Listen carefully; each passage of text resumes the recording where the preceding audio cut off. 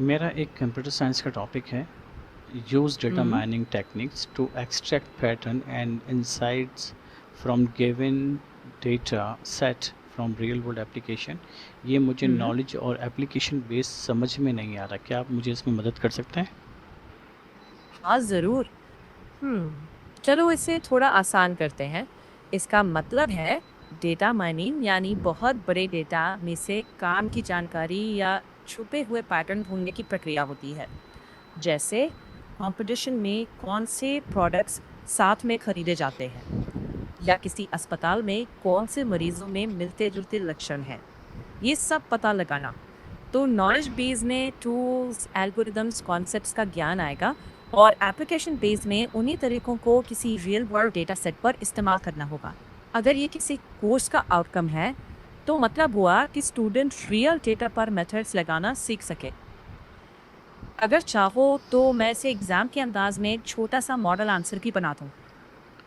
आप मुझे real world application में समझाएं कि डेटा सेट किस तरह जो है वो माइनिंग के लिए काम करेगा, माइनिंग टेक्निक यूज़ करेगा। एक सेकेंड, मैं भी देखती हूँ। हाँ, चलो एक आसान एग्जाम्पल लेते हैं। मान लो एक सुपरमार्केट के पास हर ग्राहक की खरीदारी का रिकॉर्ड है। वो तुम्हारा डेटा सेट हुआ। अब हम कोई डेटा माइनिंग टेक्निक जैसे एसोसिएशन रूल माइनिंग लगाएंगे, जो देखती है कि कौन सा सामान अक्सर साथ खरीदा जाता है। मसलन, अगर बहुत सारे ग्राहक ब्रेड के साथ दूध भी लेते हैं, तो ये पैटर्न हमें एक इंसाइट देता है।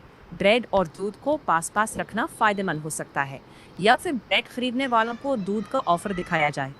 इसी तरह क्लासिफिकेशन से बैंक ये अंदाजा लगा सकता है कौन सा ग्राहक लोन चुका पाएगा, और क्लस्टरिंग से अस्पताल समान लक्षणों वाले मरीजों के समूह बना सकता है।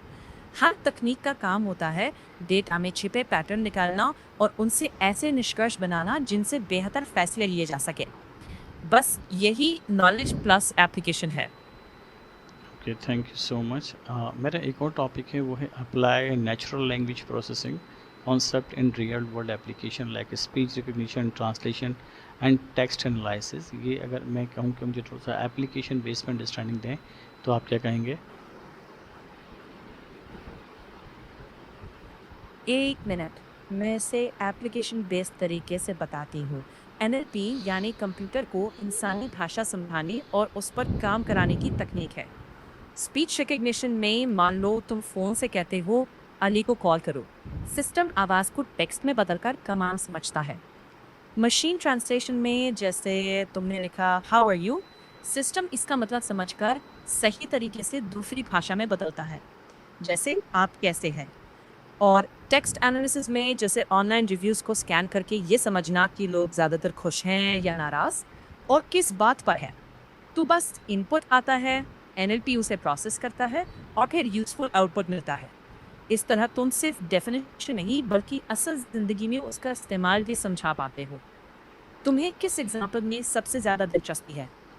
अगर मैं ये कहूँ कि स्पीच रिकग्निशन की बात की जाए, तो जब मैं कोई भी इंस्ट्रक्शंस इसको स्पीच में देता हूँ, तो क्या वो डायरेक्टली स्पीच से अंडरस्टैंड करता है या उसको किसी टेक्स्ट में ट्रांसलेट करता है, उसके बाद फिर प्रोसेस करता है? एक सेकेंड, मैं चेक करती हूँ। अच्छा सवाल। आमतौर पर प्रोसेस दो चरणों में होती है। पहले स्पीच को टेक्स्ट में बदला जाता है, जिसे एएसआर कहते हैं। फिर उस टेक्स्ट को एनएलपी सिस्टम समझकर उसका मतलब निकालता है और इंटेंट पहचान कर एक्शन लेता है, जैसे अलार्म सेट करना। कुछ नए मॉडल्स एंड टू एंड भी करते हैं, लेकिन ज़्यादातर प्रैक्टिकल सिस्टम्स में यही टू स्टेप तरीका चलता है। स्पीच टू टेक्स्ट, फिर एनएलपी उस टेक्स्ट का मतलब समझकर सही कार्रवाई तय करता है। अगर एग्जाम में पूछें तो ऐसे ही लिखना कि पहले स्पीच टेक्स्ट में बदलती है, फिर एनएलपी उस टेक्स्ट का अर्थ समझकर काम करता है।